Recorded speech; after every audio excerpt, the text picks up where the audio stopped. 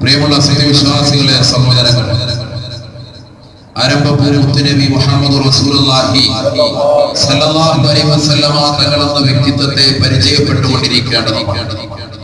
ആ പ്രവാചകന്റെ ജീവിതം, ആ പ്രവാചകൻ ആരാണ്, ആ പ്രവാചകന്റെ വ്യക്തിത്വം എന്താണ് എന്ന് പരിശുദ്ധ ഖുർആൻ എങ്ങനെയാണ് പരിചയപ്പെടുത്തിയത്, അല്ലെങ്കിൽ പരിശുദ്ധ പ്രവാചകന്റെ നാവിലൂടെ എന്താണ് പ്രവാചകർ സ്വല്ലല്ലാഹു അലൈഹി വസല്ലമ തങ്ങളെ കുറിച്ച് തന്നെ റസൂലുള്ളാഹി എന്താണ് പറഞ്ഞത്? നമുക്കറിയാം, ഈ ലോകത്തിലേക്ക് കടന്നു വന്ന ഏറ്റവും അത്യുത്കൃഷ്ട പ്രവാചകനാണ് മുഹമ്മദ് റസൂലുള്ളാഹി സ്വല്ലല്ലാഹു അലൈഹി വസല്ലം. ആ പ്രവാചകൻ ഏറ്റവും അവസാനത്തെ പ്രവാചകരുമാണ്, ഏറ്റവും അവസാനത്തെ പ്രവാചകനാണ്. ഖാതിമുൻ നബിയ്യീൻ എന്നാണ് പ്രവാചകരെ കുറിച്ച് വിശേഷിപ്പിച്ചത് തന്നെ. നബുവത്തിന്റെ സീൽ വെക്കപ്പെട്ട വ്യക്തി, അഥവാ ഇനി നബുവത്തില്ല. അതുകൊണ്ടാണ് കഴിഞ്ഞ ആഴ്ച ഞാൻ സൂചിപ്പിച്ചത്, മഹാനായ ഖിളർ മഹാനവരുകൾ വലിയാണ്, അള്ളാഹുവിന്റെ ആരിഫുകളിൽപ്പെട്ടതാകുന്ന മഹാനാണ്. അദ്ദേഹം പ്രവാചകനല്ല. പലർക്കും സംശയമുണ്ടായിരുന്നു, പ്രവാചകർ സല്ലല്ലാഹു അലൈഹി വസല്ലമ തങ്ങൾക്ക് ശേഷം കടന്നു വന്ന ഖിളർ അദ്ദേഹം നബിയല്ലേ എന്ന്. നബിയല്ല, അദ്ദേഹം വലിയാണ് എന്നുള്ളതാണ് പണ്ഡിതന്മാരുടെ അഭിപ്രായം. കാരണം മുഹമ്മദ് റസൂലുള്ളാഹി സ്വല്ലല്ലാഹു അലൈഹി വസല്ലമ തങ്ങൾക്ക് ശേഷം പിന്നീട് ഒരു പ്രവാചകരില്ല.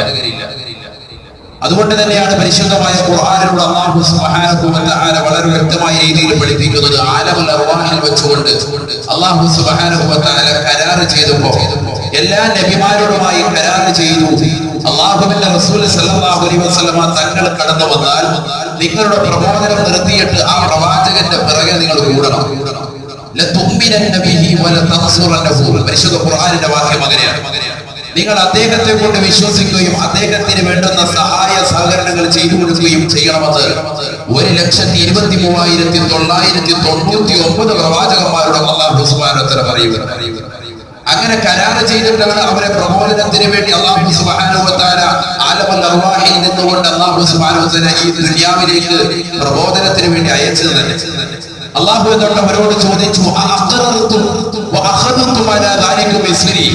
ഞാൻ ഈ പറയുന്ന കാര്യങ്ങൾ നിങ്ങൾ അംഗീകരിച്ചിട്ടുണ്ടോ, നിങ്ങൾ ഈ കാര്യം ഉറപ്പിച്ചിട്ടുണ്ടോ, തറപ്പിച്ചിട്ടുണ്ടോ? അല്ലാഹു എല്ലാ അമ്പിയാക്കളോട് ചോദിക്കാം. ഞാൻ ഈ പറയുന്ന സംഭവം ഈ ദുന്യവിയായ ജീവിതത്തിൽ നടന്നതല്ല. മനുഷ്യൻ ഈ ഭൗതികമാകുന്ന ജീവിതത്തിലേക്ക് കടന്നു വരുന്നതിന് മുമ്പ് ആലമുൽ അർവാഹ് എന്ന് പറയുന്ന ഓരോരുത്തരുടെയും ആത്മാക്കളെ മാത്രമായി റബ്ബിന്റെ സമുദ്രത്തിൽ ഒരുമിച്ച് കൂടിയ അവസരത്തിൽ 1,23,999 പ്രവാചകന്മാരോടുമായി അല്ലാഹു സുബ്ഹാനഹു വ തആല നടത്തിയതാകുന്ന കരാറാണ് ആലമുൽ അർവാഹിൽ വെച്ച് കൊടുത്തിട്ടുള്ളത്. ഖാല അഖറർതും വഅഖദതും അലാ ദാലികും മിസ്രി ഖാലൂ അഖറർനാ ഖാല ഫശ്ഹദൂ വഅന മഅകും മിനശ്ശാഹിദീൻ. ആലമുൽ അർവാഹിൽ വെച്ചുകൊണ്ട് എല്ലാ നബിമാരോടും എല്ലാ പ്രവാചകന്മാരോടുമായി അല്ലാഹു കരാർ ചെയ്യുകയാണ്. ഏറ്റവും അവസാനത്തെ പ്രവാചകനാകുന്ന ഹബീബായ നബി തങ്ങൾ കടന്നു വരുമ്പോ ആ പ്രവാചകനെ കൊണ്ട് വിശ്വസിച്ചുകൊണ്ട് പ്രവാചകന്റെ ആദർശത്തിൽ നിങ്ങൾ നിലകൊള്ളണേ. നിങ്ങളത് അംഗീകരിച്ചോ? എല്ലാ നബിമാരും പറഞ്ഞു അത്രേ, ഞങ്ങൾ അംഗീകരിച്ചു റബ്ബേ, ഞങ്ങൾ തൃപ്തിപ്പെട്ടു അല്ലാഹ്, ഞങ്ങൾ സംതൃപ്തരായി അല്ലാഹ്, ഞങ്ങൾ അംഗീകരിച്ചു. പ്രവാചകനാകുന്ന മുഹമ്മദ് റസൂലുള്ളാഹി സ്വല്ലല്ലാഹു അലൈഹി വസല്ലം തങ്ങൾ കടന്നു വന്നാൽ അദ്ദേഹത്തെ പിൻപറ്റാം, അദ്ദേഹത്തിന്റെ പിറകിൽ ഞങ്ങൾ അറികൊള്ളാം. വിശുദ്ധ ഖുർആനാണ്. ഖാല ഫശ്ഹദൂ വഅന മഅകും മിനശ്ശാഹിദീൻ. പോരാ, നിങ്ങൾ അംഗീകരിച്ചാൽ മാത്രം പോരാ, നിങ്ങൾ പരസ്പരം അങ്ങോട്ടും ഇങ്ങോട്ടും ഈ വിഷയത്തിൽ സാക്ഷികളാകണേ. നിങ്ങൾ അങ്ങോട്ടും ഇങ്ങോട്ടും പരസ്പര സാക്ഷികളായി നിൽക്കണം. കാരണം ഇതൊരു സാധാരണ വിഷയം. എല്ലാ നബിമാരെ കൊണ്ടും അങ്ങോട്ടും ഇങ്ങോട്ടും സാക്ഷികളാക്കാൻ അല്ലാഹു. എന്നിട്ട് അല്ലാഹു പറയാൻ, നിങ്ങൾ പരസ്പരം മാത്രമല്ല സാക്ഷികൾ, ഞാൻ നിങ്ങളോടൊപ്പം സാക്ഷിയാണ്. ലോക ചരിത്രത്തിൽ പരിശുദ്ധ ഖുർആനിലോ പ്രവാചകന്റെ വചനങ്ങളിലോ അല്ലാഹു സാക്ഷി നിന്നതായിട്ട് ഈ വാക്കല്ലാതെ കാണാൻ കഴിയൂല. അഥവാ പ്രവാചകനാകുന്ന മുഹമ്മദ്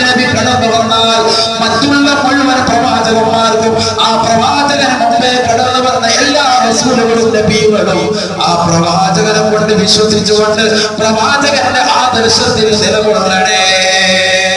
ഇതാണ് മുഹമ്മദ് മുഹമ്മദ് റസൂലുള്ളാഹി സ്വല്ലല്ലാഹി അലൈഹി വസല്ലം തങ്ങളുടെ പ്രത്യേകത. പ്രവാചകന്റെ ഒരു പ്രത്യേകതയാണ്. വേറൊരു പ്രവാചകന്മാരോടും അല്ലാഹു സുബ്ഹാനഹു വ തആല ഇത്തരത്തിലുള്ള കരാർ ഏർപ്പെട്ടിട്ടില്ല.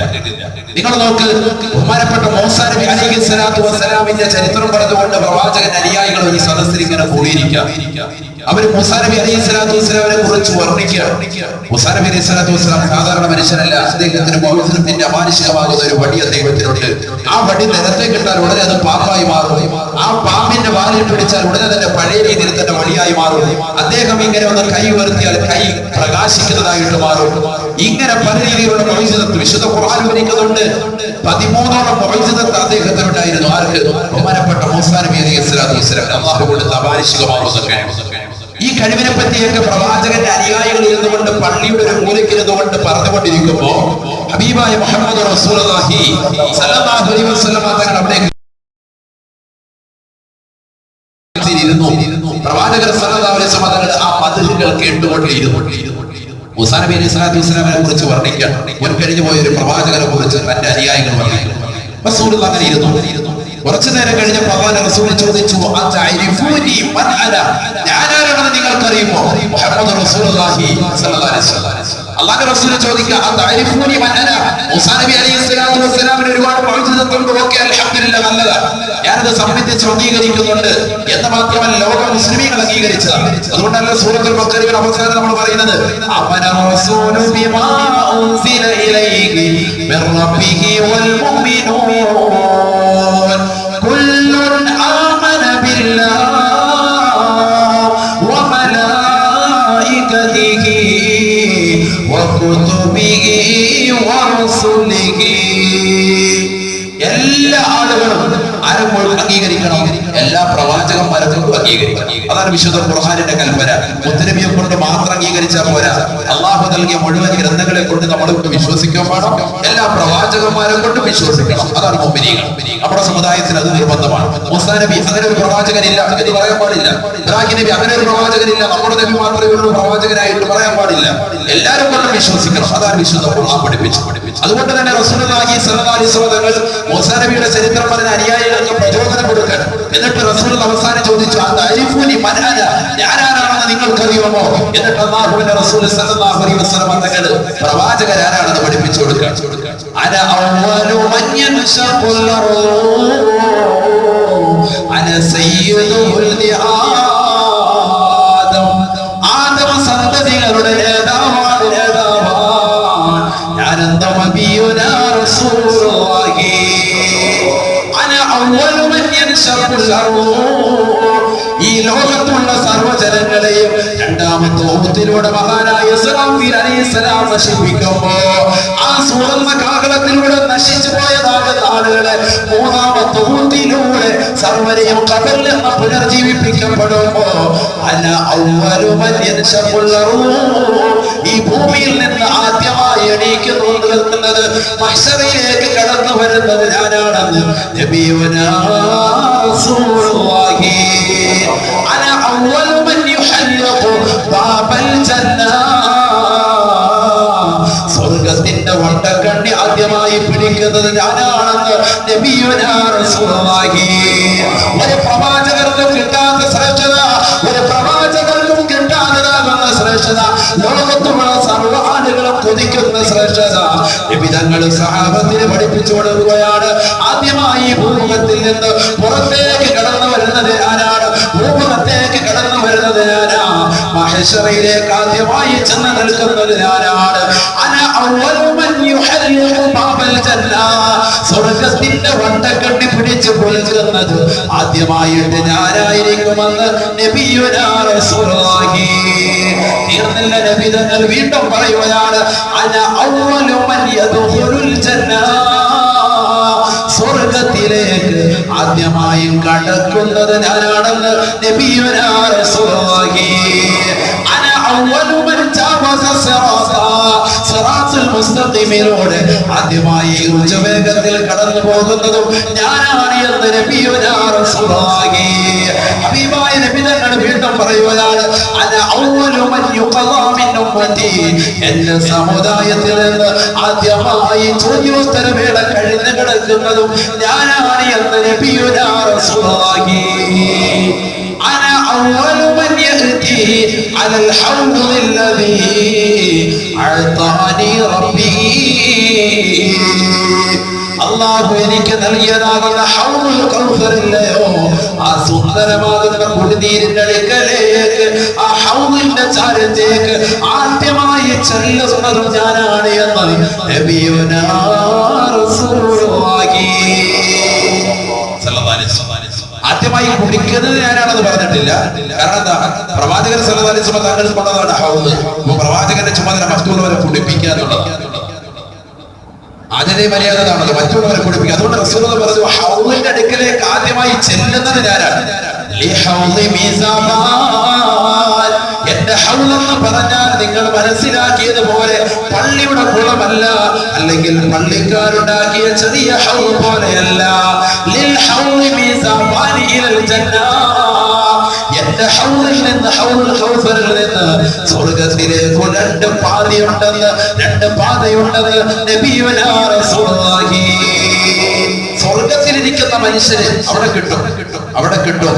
ആ ഹൗസ് സ്വർഗ്ഗത്തിലേക്ക് രണ്ട് അരിവ് കൊടുത്തിട്ടുണ്ട്.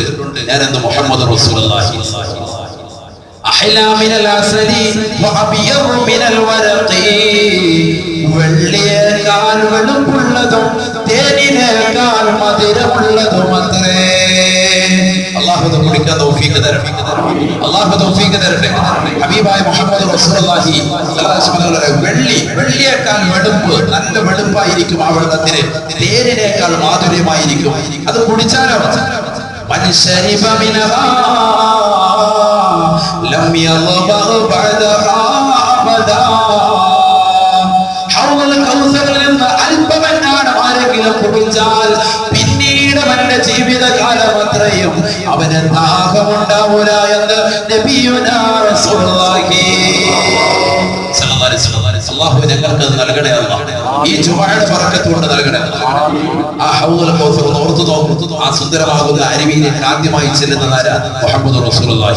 പ്രവാചകന്റെ വാക്ക് നമ്മൾ ശ്രദ്ധിക്കുക. അല്ലദീ യുഅതീനി റബ്ബി എന്നല്ല പ്രവാചകൻ പറഞ്ഞത്, എനിക്ക് പിന്നീട് തരുമെന്നല്ല പ്രവാചകൻ പറഞ്ഞത്. അല്ലദീ അഅതാനി റബ്ബി, അല്ലാഹു എനിക്ക് നൽകിയതായ ഹൗദുൽ കൗസർ. ഇതൊരു വാക്കാണ്. അല്ലാഹു എനിക്ക് നൽകി കഴിഞ്ഞു. ആര് പറയാ? മുഹമ്മദ് റസൂലുള്ളാഹി. അറബി അറിയാവുന്നവർക്കറിയാം ആ വാക്കിന്റെ അർത്ഥം. യുഅതീനി എന്ന് മുസ്തഖ്ബിലായിട്ടല്ല പറഞ്ഞത്, പിന്നീട് കിട്ടുമെന്നല്ല പറഞ്ഞത്, മാദിയായിട്ട് പറയാം. അഅതാനി റബ്ബി, അല്ലാഹു എനിക്കത് നൽകിയിരിക്കുന്നു. പടച്ചറപ്പ് എനിക്ക് ഇപ്പോൾ തന്നെ അത് നൽകിയിരിക്കുന്നു. ആര് പറയാ? സയ്യിദുനാ റസൂലുള്ളാഹി. അല്ലാഹു തൗഫീഖ് തരട്ടെ. അതിൽ നിന്ന് കോരി കുടിക്കുന്നതാകുന്ന പാത്രങ്ങളുടെ എണ്ണം, ആകാശത്ത് തത്തിക്കളിക്കുന്നതാകുന്ന നക്ഷത്രങ്ങളുടെ എണ്ണം അത്രേ. നക്ഷത്രങ്ങളുടെ എണ്ണം ആർക്കെങ്കിലും അറിയോ? ഗാലക്സികൾ ആർക്കറിയൂല. ആ ഗാലക്സികളുടെ എണ്ണത്തിന്റെ തോതനുസരിച്ചിട്ടാണ് നാളെ ഹൗദുൽ കൗസറിലെ പാത്രങ്ങൾ, അതിലെ കോപ്പകളുടെ എണ്ണമെന്ന് മുഹമ്മദ് റസൂലുള്ളാഹി സ്വല്ലല്ലാഹു അലൈഹി വസല്ലം. ചുരുക്കത്തിൽ പ്രവാചകൻ സല്ലല്ലാഹു അലൈഹി വസല്ലം തങ്ങൾ താൻ ആരാണെന്ന് തന്റെ പ്രിയപ്പെട്ട അനുയായികൾക്ക് പഠിപ്പിച്ചു കൊടുക്കാൻ, വ്യക്തത കൊടുക്കാൻ പ്രവാചകനെ സ്വന്തമായിട്ട് പ്രവാചകന്റെ വചനങ്ങൾ ഓതുന്നു ഹബീബ് മുഹമ്മദ് റസൂലുള്ളാഹി സ്വല്ലല്ലാഹു അലൈഹി വസല്ലം. അതുകൊണ്ടാണല്ലോ ആ പ്രവാചകനിലേക്ക് സ്നേഹിക്കാതെ ഒരാൾ കടന്നു പോയിട്ടില്ല. ആ മദീനയിൽ പോയി അണയാതിരിക്കാൻ ഒരാൾ ശ്രമിക്കത്തില്ല. എല്ലാവരും ചിന്തിക്കുന്നത് എന്താ? മദീനയിൽ നിർത്തണം, പ്രവാചകന്റെ തിരിച്ചാരത്ത് നിർത്തണം, ഒരു സലാം പറയണം. നിങ്ങൾ നോക്ക്, പരിശുദ്ധ ഹജ്ജ് കർമ്മത്തിന് വേണ്ടി പോയി.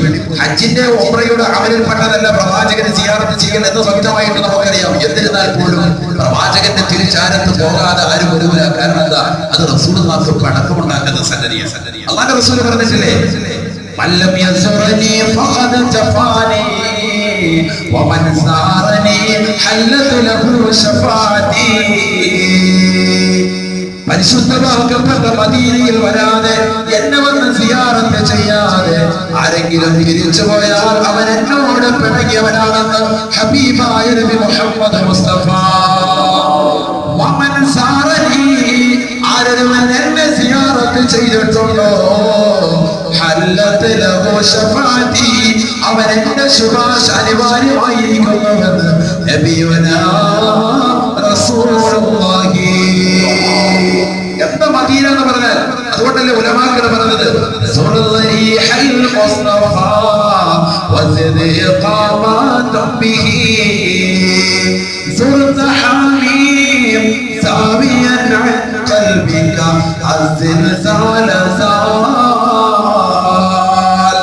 മനസ്സിൽ വിഷമമുള്ളവൻ, ദുഃഖമുള്ളവൻ, വിരഹമുള്ളവൻ, പ്രയാസമുള്ളവൻ, അവന്റെ എല്ലാ വിഷമത്തിന്റെയും പാട്ട് കേട്ട് റസൂലുള്ളാഹിന്റെ അടുക്കലേക്ക് വന്നുകൊണ്ട് പറഞ്ഞുകൊണ്ട് ഹബീബായ നബി തങ്ങളുടെ അടുക്കൽ വന്ന് സിയാറത്ത് ചെയ്യണേ.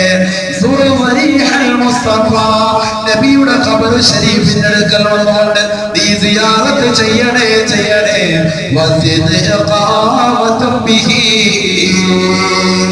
ആ പുണ്യമാക്കപ്പെട്ട സ്ഥലത്ത് വന്നുകൊണ്ട് നീ താമസിക്കണേ താമസിക്കണേ. അവിടെ താമസിക്കാൻ സൗഭാഗ്യമില്ല. ഉംറയ്ക്ക് വേണ്ടി പോയി 10 ദിവസം മദീനയില, 5 ദിവസം നമുക്ക് മക്കയിലുള്ളൂ. അൽഹംദുലില്ലാ. കാരണം റസൂലുള്ളാഹിയുടെ അടുക്കൽ താമസിക്കാൻ കിട്ടുന്ന വലിയ പുണ്യമാണ്. അതാണ് ഉലമാക്കൾ പഠിപ്പിച്ചിട്ടുള്ളത്. ഹബീബായ നബി സല്ലല്ലാഹു അലൈഹി വസല്ലം തങ്ങളെ ജീവിച്ചിരിക്കുന്ന കാലഘട്ടത്തിൽ തന്നെ മുആദ് ബിൻ ജബൽ റളിയല്ലാഹു തആല അൻഹുവിനെ യമനിലേക്ക് പ്രബോധനത്തിന് വേണ്ടി അയച്ചപ്പോൾ അദ്ദേഹം പറഞ്ഞു, നബിയെ എനിക്ക് പോകാൻ പറ്റൂല. കാരണം എന്താ, അങ്ങ് ജീവിച്ചിരിക്കുന്ന അവസരത്തിൽ അങ്ങോടൊപ്പം കഴിയാനാണ് ഞാൻ ആഗ്രഹിക്കുന്നത്. മഹാനായ മുആദ് ബിൻ ജബൽ റളിയല്ലാഹു റസൂലുള്ളാഹി അവസാനം പറഞ്ഞു, പോകാൻ തയ്യാറാകുന്നില്ല. റസൂലുള്ളാഹി ജീവിച്ചിരിക്കുകയാണെങ്കിൽ നമ്മൾ ഈ കാലഘട്ടത്തിലുണ്ട്, അല്ലാഹുവിന്റെ റസൂൽ മദീനയിൽ ജീവനോടുണ്ടെങ്കിൽ നമ്മൾ ഈ പള്ളിയിൽ ജുമാ നിസ്കരിക്കാൻ വരുമോ? ഒരാളുണ്ടാവില്ല, എല്ലാവരും അങ്ങോട്ട് പോകും. സാമ്പത്തികമുള്ളവരൊക്കെ ചിന്തിച്ചു നോക്കുന്നവർ. അപ്പോൾ റസൂലുള്ളാഹിന്റെ കാലഘട്ടത്തിൽ ജീവിച്ച, റസൂലുള്ളാഹിനോടൊപ്പം ജീവിച്ചതാകുന്ന മുആദ് റളിയല്ലാഹു തആല അൻഹുവിനെ പറഞ്ഞേക്കാൻ ഇവരെങ്കിൽ നിങ്ങൾ പോകണം, പോയി പ്രബോധനം നടത്തണം, ഈ ജനങ്ങളിലേക്ക് എത്തിക്കണമെന്ന് പറഞ്ഞപ്പോൾ അദ്ദേഹം പറഞ്ഞു, നബിയെ എത്തിയവർക്കൊക്കെ എത്തിയ മതി, ഞാൻ ഇവിടെ തന്നെ കൂടുക, അങ്ങോടൊപ്പമുള്ള ജമാഅത്തുകളിൽ പങ്കെടുക്കണം, അവിടുത്തോട് നോക്കിയിരിക്കണം, അതിനു വേണ്ടിയാണ് എന്ന് അദ്ദേഹം പറഞ്ഞപ്പോ റസൂൽ അവസാനം പറഞ്ഞു,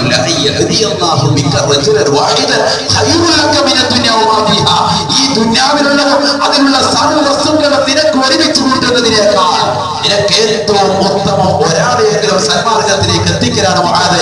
അതുകൊണ്ട് നീ പ്രബോധനത്തിന് പോകലാണ് നല്ലതെന്ന് അല്ലാഹുവിന്റെ റസൂൽ പറഞ്ഞപ്പോഴാണ് മുആദ് ബിൻ ജബൽ റളിയല്ലാഹു തആല പോകാൻ ഉണ്ടാക്കിയത്. കാരണം എന്താ, അല്ലാഹുവിന്റെ റസൂലിന്റെ ഈ വാക്ക് തിരസ്കരിച്ച് നിന്നാൽ തനിക്ക് ആഖിറ നഷ്ടപ്പെടും. ആഖിറ നഷ്ടപ്പെടുന്നുണ്ട്, ആഖിറം തനിക്ക് കിട്ടണം. അതിനുവേണ്ടി അദ്ദേഹം യാത്ര പോയി. റസൂലുള്ളാഹിയോടൊപ്പം സ്വർഗ്ഗത്തിൽ കഴിയാൻ അദ്ദേഹത്തിന് തൗഫീഖ് കിട്ടും, ഉറപ്പാണ്. അല്ലാഹു നമ്മൾ ഉൾപ്പെടുത്തുമാറാവട്ടെ, അല്ലാഹു ഉൾപ്പെടുത്തുമാറാവട്ടെ. അതുകൊണ്ട് തുർബത്തുൽ മദീന അഫ്ളലു മിൻ തുർബത്തിൽ അർളി. ഉലമാക്കളെ രേഖപ്പെടുത്തിയ ലോകത്തെ ഏറ്റവും ശ്രേഷ്ഠമായ മണ്ണേതാണ്. ചരിത്രകാരന്മാർ എല്ലാവരും ഉരകശമായി ചർച്ച ചെയ്തു. പണ്ഡിതന്മാർ ഏകോപിതമായി ഒരൊറ്റ മണ്ണിനെ ഏറ്റവും വലിയ ശ്രേഷ്ഠമാകുന്ന മണ്ണായി അവർ പ്രഖ്യാപിച്ചിട്ടുള്ളൂ. തുർബത്തുൽ മദീന, അത് പരിശുദ്ധമാക്കപ്പെട്ട മദീനയാണെന്ന് ഉലമാക്കൾ രേഖപ്പെടുത്തി. അഫ്ളലു തുർബത്തുൽ അർളി, ലോകത്തുള്ള എല്ലാ മണ്ണുകളെക്കാൾ, എല്ലാ പ്രവിശ്യകളെക്കാൾ ഏറ്റവും ശ്രേഷ്ഠത. ഞാൻ ചോദിക്കട്ടെ എന്റെ പ്രിയപ്പെട്ട സഹോദരങ്ങളോട്, ലോകത്ത് ഏതെങ്കിലും ഒരു സ്ഥലം മദീന പട്ടണം എന്ന പേരിൽ അറിയപ്പെടുന്നുണ്ടോ? ഇല്ല. കരുനാഗപ്പള്ളി പട്ടണം, വിശാഖപട്ടണം, ഇങ്ങനെയൊക്കെ നമ്മൾ പറയുന്നതല്ലാതെ പട്ടണം എന്ന പേരിൽ ഒരു സ്ഥലവും അറിയപ്പെട്ടില്ല. എന്താ പട്ടണം? പട്ടണം എന്ന് പറഞ്ഞാൽ മനുഷ്യൻ ജീവിക്കാൻ കൊതിക്കുന്ന സ്ഥലമാണ്. കാരണം അവിടെ സാധനങ്ങൾ കിട്ടും, പർച്ചേസ് ചെയ്യാനും ജീവിതത്തിന്റെ ആവശ്യങ്ങൾ നിറവേറ്റാനും നല്ല പട്ടണം വേണം. അങ്ങനെ ജീവിക്കാൻ ആഗ്രഹിക്കുന്ന സ്ഥലമായിട്ട് നിന്റെ മനസ്സിൽ നീ കരുതുന്ന ഒരു സ്ഥലമുണ്ടെങ്കിൽ അത് മദീനയാവണം. അതുകൊണ്ടാണ് ആ സ്ഥലത്തിന് മാത്രം മദീന, അതിന്റെ അർത്ഥം പട്ടണമെന്നാണ്. മദീന എന്ന് പറഞ്ഞാൽ പട്ടണമെന്നാണ്. ആ പട്ടണത്തിൽ മനുഷ്യൻ ജീവിക്കാൻ താല്പര്യം വെക്കണം.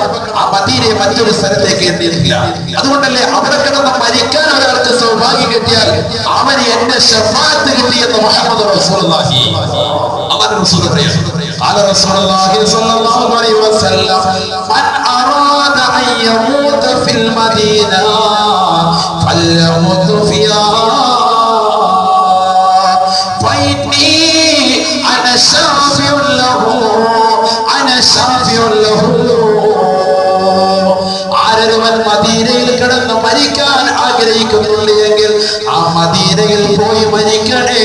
കാരണം അവന് ഞാൻ ശുപാർശ ചെയ്യുമെന്ന് നബിയുനാ റസൂലുള്ളാഹി. മക്കയിൽ മരണപ്പെട്ടാൽ ശുപാർശ ചെയ്യുമെന്ന് നബികൾ പറഞ്ഞിട്ടില്ല. ഒരുപക്ഷെ ആ സ്ഥലത്തിന്റെ മഹത്വം കൊണ്ട് അൽഹംദുലില്ലാഹ് രക്ഷപ്പെട്ടിട്ടുണ്ടാവാം. മദീനയിൽ ഒരാൾ മരിക്കാൻ ഉദ്ദേശിച്ചുകൊണ്ട് ആ മദീനയിൽ വെച്ച് ഒരാൾ മരണപ്പെട്ടാൽ, നമ്മുടെ മാതാപിതാക്കളിൽ എത്ര പേര് അങ്ങനെ പോയിട്ടുണ്ട്, കുടുംബാദികൾ എത്ര പേര് മരണപ്പെട്ടു പോയിട്ടുണ്ട്. അല്ലാഹുവിന്റെ നിറഞ്ഞ ഉയർത്തി കൊടുക്കട്ടെ, അവർ സന്തോഷത്തിലാക്കട്ടെ. മദീനയിൽ വെച്ച് ആരെങ്കിലും മരിക്കാൻ ഉദ്ദേശിക്കുകയും അങ്ങനെ മദീനയിൽ വെച്ച് ആരെങ്കിലും മരണപ്പെടുകയും ചെയ്താൽ അല്ലാഹുവിന്റെ റസൂൽ പറയാ ഫഇന്നി അന ശാഫിഉൻ ലഹു, ഞാൻ അവരെ ശുപാർശ ചെയ്ത് സ്വർഗ്ഗത്തിലെത്തിക്കുമെന്ന് മുഹമ്മദ് റസൂലുള്ളാഹി. കാരണം എന്താ? ഓരോരുത്തരെയും ഖബറിൽ എണീപ്പിച്ച് മഹ്ശറിലേക്ക് ഇങ്ങനെ കൊണ്ടുപോകും. ഓരോ ഭാഗത്തുള്ളവരെയും മദീനക്കാർക്ക് ആരുടെ പുറകെ പോകാം? അള്ളാന്റെ റസൂലിന്റെ പുറകെ നേരെ പോകാം. റസൂലുള്ളാഹിന്റെ അടുത്ത് തന്നെ വരപ്പെടും. തൊട്ടടുത്ത് നിൽക്കുന്നവരല്ലേ പെട്ടെന്ന് പരിഗണിക്കുക.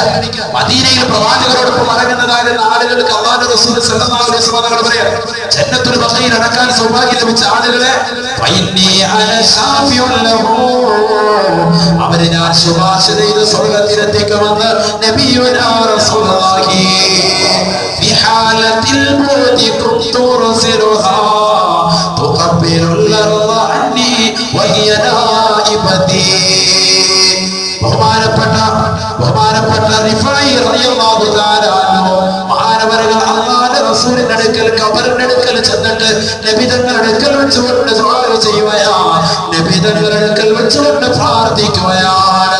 ഫിഹാലത്തിൽ ബുദി കുന്തു റസൂലുഹാ തുഖബ്ബിറുൽ അർള അന്നി വഹിയ നായിബതി.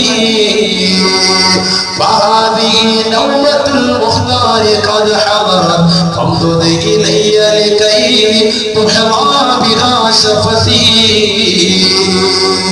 അല്ലയോ ഹബീബായ നബി തങ്ങളെ, അങ്ങനെ ദൂരെയുള്ള എന്റെ നാട്ടിൽ നിന്ന് എല്ലാ ദിവസവും ഞാൻ എന്റെ ആത്മാവിനെ അവിടുത്തേക്ക് സലാം അയക്കാറുണ്ട്. എന്ന് പറഞ്ഞാൽ എല്ലാ ദിവസവും എന്റെ ആത്മാവിനെ അവിടത്തേക്ക് ഞാൻ അയക്കും. എന്റെ മനസ്സ് കണക്ഷൻ എപ്പോഴും അവിടുത്തോടായി. നമ്മൾ ഇന്നത്തെ ദിവസം എത്ര വട്ട സലാത്തിൽ? വെള്ളിയാഴ്ച ദിവസം വളരെ പോരിശയുള്ള സലാത്ത്. ഈ പോരിശയുള്ളതാകുന്ന ദിവസത്തിൽ നമ്മൾ എത്ര സലാത്തിൽ എന്ന് ചിന്തിച്ചു നോക്കും. ഖുർആനിന്റെ കൽപ്പന പോലും സലാത്തിലു എന്ന് വന്ന സ്ഥിതിക്ക് പോലും നമ്മൾ വെള്ളിയാഴ്ച ദിനത്തിൽ ചെല്ലുന്ന സ്വലാത്തുകൾ എന്റെ മേൽ നേരിട്ട് എത്തിക്കുമെന്ന് പ്രവാചകൻ സല്ലല്ലാഹു അലൈഹി വസല്ലം തങ്ങൾ പറഞ്ഞ സ്ഥിതിക്ക് നമ്മൾ എത്ര പേര് പ്രവാചകന്റെ പേര് സലാത്തിൽ ചെല്ലുന്നുണ്ട്, പ്രവാചകൻ ഓർക്കുന്നുണ്ട്? ചിന്തിച്ചു നോക്കി. പിന്നെ എങ്ങനെയാണ് നമുക്ക് പ്രവാചകനോടുള്ള സ്നേഹം അതമ്യമാകുക? ആ പ്രവാചകന്റെ ശഫാഅത്ത് നമ്മുടെ ജീവിതത്തിൽ എങ്ങനെയാണ് കിട്ടാൻ നമുക്ക് സാധിക്കുക?